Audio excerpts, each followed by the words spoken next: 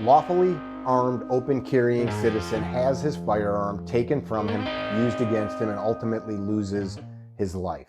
Let's talk about the pros and cons of open carry versus concealed carry. Let's take a look at this story. Biggest tragedy making headlines across the country tonight. A man who police say was acting erratically inside the AutoZone store on East Charleston at Maryland Parkway shoots and kills a man with the victim's own gun. Police say the victim exercised his lawful ability to open carry that firearm, which the suspect was somehow able to grab and then just started shooting. Good evening, and thank you for joining us at 6. I'm Latoya Silman. And I'm Dana Wagner in for Jim tonight. So while we wait for Metro detectives to reveal more about what led to the shooting, many people are asking questions about Nevada's open carry law, especially those from states where it's against the law. News 3's Steve Wolford joins us live here in the studio to break it down. Steve? Well, that's right. Believe it or not, 46 states allow the open carry of a firearm, meaning the weapon is in plain view. 31 of those states, including Nevada, allow open carry without a permit. For some, it's a matter of self-defense. Others say they're exercising their Second Amendment right to bear arms. So, yes, in Nevada, you can carry a gun in plain sight. But should you? As I go to retail places, restaurants, could even be retail stores. Jeff Margetta is an educated gun owner. And I see people open carry and they do not watch their surroundings at all. But he's not always comfortable with what he sees. And that's kind of a scary thought because someone could come up behind them, take their gun, and then they're liable for what. That's pretty brutal. That guy could have been one of our uncles, neighbors, dads, brothers, grandpas, etc. That's a horrible, horrible situation. Mickey with CarryTrainer.com. Travel across the United States, training people to better defend themselves and others with a firearm. As we have these discussions, if you have a very strong opinion and you disagree, it's cool, man. It's cool. Let's work to be able to communicate. Communication is not yelling. It's not calling people names. Communication is actually listening to each other, bouncing that information off of what we know, and agreeing or disagreeing. But if you want to be a douche or rude, go elsewhere. I like to communicate with adults. So let's dig right in. Some pros as told to me by people that love to open carry. 1, it's my right. I agree, it's your right. I think we can take that off the table. 2, if we stop doing this, people are going to think that guns are not normal and we're going to lose more of our Second Amendment rights. By open carrying, we are educating people on the right to have guns. I've been told that. Yeah, okay, I could kind of see a little bit of that. I'm sure some of you have heard that. Here's the way I look at that one. I am and have spent years of my life working in the Second Amendment space to educate people, to change laws, to change legislation, to elect pro Second Amendment candidates to offices from local up to state and even federal levels. I've had discussions with people that hate me for having the views I have, and I've been able to talk with them and communicate with them because I've always thought this one thing: if I can let them know I love them as a fellow human, regardless if they hate that I enjoy firearms or even forget the tool, that I accept these tools for what they are, a way to fight back evil and tyranny. That's why our Second Amendment was written. That's okay. They have the right to that opinion. My friend Spencer Keeper likes to say this: I respect your right to openly carry. I just don't want to do it. So that's this idea of it being an education piece. I think there's something different to like this protest, for example, in Wisconsin years ago. Some of you guys that are a little bit younger don't realize, but for most of our republic, there was no concealed carry. You might say, no, everybody could just carry. That's not true either, and it's worth you looking at. Not that long ago, there was no concealed carry or open carry anywhere. In fact, even places like Texas, you couldn't just walk around with a gun. So places like Wisconsin, a group of men went and pushed the envelope, and they sat down at a restaurant. I believe it was a Culver's, and it's like a burger joint from the Midwest. They're based out of Wisconsin. They peaceably ate their burgers and created a situation that forced the change of gun laws in Wisconsin. So I think there's a time and a place. That was a civil protest of sorts. But I think knowing your audience matters too. And while you could do that, I think we would probably be better suited to living in a manner that helps our neighbors, the people in our community, know what kind of man or woman we are, but then also live in a way that shows that we love and respect our neighbors, love and respect the Republic, and we're the go-to people in the community if there's trouble, not just in violence, but there's a tree down on the road, you got a missing kid, you need help finding your dog or cleaning some trash up. That's how you help people understand that this stuff matters. It's faster. I've heard that it's faster. Well, open carry can be faster. Now, I'm not the fastest in the world. I can shoot in under a second from inside and outside the waistband. I have shot a sub 2-second bill drill, a proper bill drill at 7 yards, draw, fire 6 from concealment. But I've also trained and shot with some of the best in the world and national champions, guys like JJ Rakaza and others. There's a point of diminishing return, and there's also a point where you're just riding a razor's edge. For most people, the thing that holds them back is training. And it doesn't need to be a lot of training, but for a lot of people, it's training. So I say, no, I don't agree that open carry is faster. It can be with no training. And if you're carrying, you ought to be training. It's more comfortable. Could be. That's subjective, so I'm going to leave that up to you. I'm not going to waste my time. If it's more comfortable, then it's more comfortable. I don't know about that because everybody's body type is different, right? Here's a big one.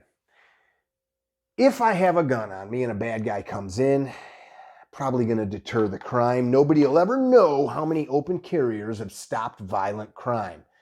Well, that's true, but the story we just saw at the beginning here and others, I'm going to link one in the show description. My friend Greg Ellifritz does a blog. It's an excellent piece that you should subscribe to. I'll put the link up. He's got one blog post where there are 60 instances, okay, that he went and found on the internet of bad things like this happening. Not 6, not 16, 60. That's not anecdotal. That's factual. And so while we may not have the number of how many bad things didn't happen, we have a number for how many bad things did happen. That's evidence. That's actionable. It means I can make some action based on it.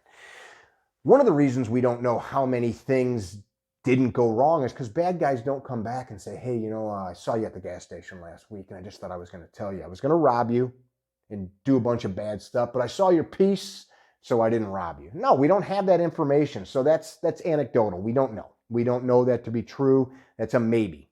So I'm not going to make judgment calls on my life on maybes. I've got a shirt that says luck is for suckers, and that's what that is. On that thread, we know people can take the gun off of you, right? I've got a really great holster here. This is a beautiful, got a 1911 here from, this was a gift long ago. This is a Kimber, and I've got a really nice leather holster from my buddy, Pure Custom handmade leather holster. Top quality, but no retention other than friction. So if somebody wanted to put their hand on there and take that, they can, versus this ALS from Safariland. This is arguably the best level 1 retention holster on the market. If you look and pay attention, you'll recognize one of these a mile away. Now, I would not use this one for open carry out in public. This one I have set up for the range with the paddle so that I can quickly on the range switch from inside to outside the waistband for demonstrations. If I was going to use this on the range, I would have a regular belt clip so that it couldn't get yanked off of me. But this little thumb catch here has to be actuated. Somebody that knows these knows that if they put their hand on there, they can get it. So you're not fooling anybody, but you're buying time. Safariland is by far one of the best in that market. But if you're going to carry open, get something with retention, level 1, level 2, level 3, etc. That would be my go-to. Do you know how to keep that gun? Oh, what do you mean? I'm never going to let somebody get that close. That's the argument that a lot of open carriers say. Oh, really? I guarantee that myself or few friends, and I'm not that tough, if I wanted to take your gun from you in a training scenario, I'm probably going to get it. And it's not because I'm that bad.